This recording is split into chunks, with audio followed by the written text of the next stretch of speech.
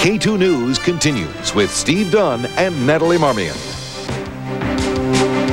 I'm calling from downtown Tampa. There's a small light plane that crashed into a high-rise. It's the Bank of America building. A plane just flew into it.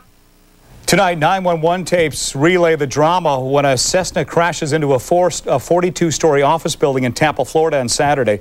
A note found in the wreckage indicates the pilot, 15-year-old Charles Bishop, was on a suicide mission when he flew the stolen plane into the building. Tonight, we've learned the 9th grade honors student passed within 1,000 feet of a Southwest Airlines jet as he flew toward his death. Well, Charles Bishop had little in common with the September 11th suicide hijackers. But he did share a basic knowledge of aviation, a knowledge that K2's Bukta tells us many kids can get just by turning on their computers. Taxi, Cessna, November 123 Alpha Charlie. Pilot John Kelly prepares for takeoff without ever leaving his home. Request progressive taxi. John is what you'd call a virtual pilot. He even operates a virtual airline.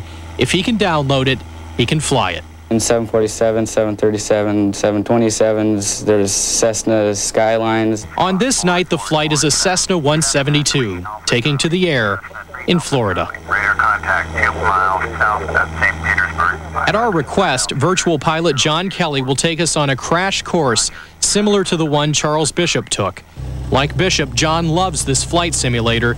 Like Bishop, John is also 15 years old. But that is where similarities end. I just couldn't believe someone could do that, especially a 15-year-old. In the right hands, like John's, this flight simulator is a valuable learning tool. In the wrong hands, like suicide hijackers or a troubled 15-year-old, it is a training tool for disaster. I can't fathom what is going through his mind as he's doing that. I just can't understand it at all. And John, he flies for entertainment and for learning, and that's great. I encourage that. And even though this is just a simulator, the view from the cockpit is frighteningly real as the Cessna approaches downtown Tampa's skyline. It is just a game, but the virtual simulates reality. In Staten, Paul Bukta, K2 News. Virtual pilot John Kelly says the flight simulator has given him the skills to take off and fly a Cessna, but he thinks the landing would be extremely difficult. Until he can legally fly, he'll run his virtual airline.